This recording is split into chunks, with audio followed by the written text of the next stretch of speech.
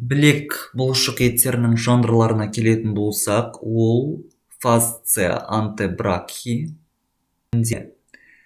кәрі жілік білезік буынының тұсындағы көлденең бағытта орналасқан айқын байқалатын шандырлы табақша білектің алдыңғы және артқы топ бұлшық еттер сіңірін ұстап тұрушы орақ тәрізді білек ретинакулум экстенсорум et ретинакулум флексорумды құрайтын болып табылады. Сонымен қатар шандырлы қабықшадан білек сүйектеріне қарай бойлай орналасқан бұлшық етаралық табақшалар септум интермускулярис антебрахий және сүйекаралық жарғақ арқылы білек бұлшық еттері үш қынапты құрайтын болып табылады. Бірінші латеральды қынабы. Оған иық кәрі жілік бұлшық еті мускулюс брахиорадиалис және де жазатын кәрі жілік білезік ұзын бұлшық еті және қысқа бұлшық еттері. Мускули экстенсор карпи радиалис лонгус et brevis жататын болып табылады. Артқы қынабына саусақтарды жазғыш бұлшық ет. Мускулюс экстенсор digitorum, супинаторлы бұлшық ет мускулюс супинатор. Сонымен қатар мускулюс анканеус шынтақ бұлшық еті және мускулюс экстенсор карпи ульнарис жазғыш білезік шынтақ жіліктік бұлшық ет жататын болып табылады. Алдыңғы қынабы топографиялық орналасуына қарай алдыңғы топ бұлшық еттер орналасатын беткей және терең орналасқан қынапқа бөлінеді. Беткей орналасқан қынапқа білектің алдыңғы топ бұлшық еттерінің барлығы дерлік орналасатын болып табылады.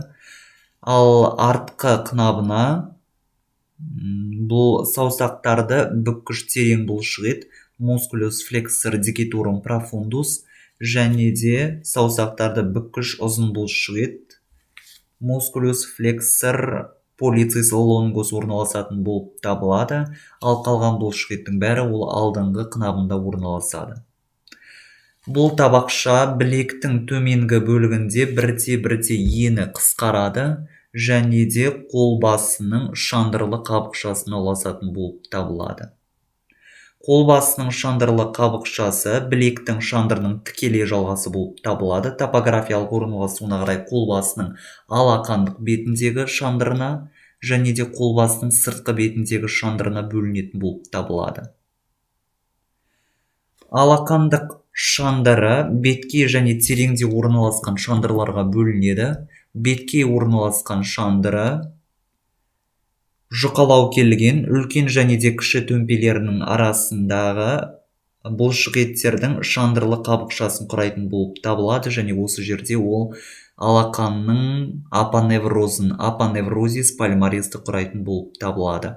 Оның сыртқы пішіні үш бұрыш тәрізденген, саусақтардың негізіне қарай бағытталған болып саналады, ал ұшы ол мына білектің шандырлы қабықшасына қарай өрлеме бағытта өтіп, білек бұлшық еттерінің алдыңғы білезікшесі ретинакулум флексорумға қарай және де алақан бұлшық еттерінің сіңіршесіне сонымен қатар каналис карпалисті түзуге қатысатын сулькус карпалисті түзуге қатысатын болып табылады. Бұл өзекше арқылы бас бармақты бүгетін ұзын бұлшық ет мускулюс флексор полицис лонгус және де саусақтарды бүккіш бұлшық еттер мускулюс флексор digitorumның сіңіршелері өтетін болып табылады. Алақанның апоневрозының төменгі бөліктеріне келетін болсақ, ол саусақтардың проксимальды бақайшықтарына қарай бағытталатын болып саналады және бірнеше апоневрозды тканьдық будаларға бөлінетін болып табылады. Сонымен қатар саусақтың дистальды бақайшық сүйектеріне қарай бағытталатын болып саналады.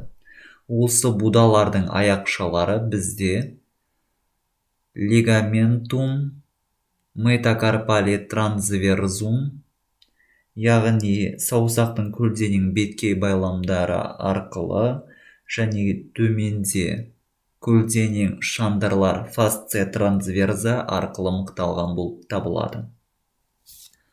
Алақанның терең шандырлы қабықшасы немесе оны алақанның сүйекаралық бұлшық еттерінің шандыры деп атаймыз.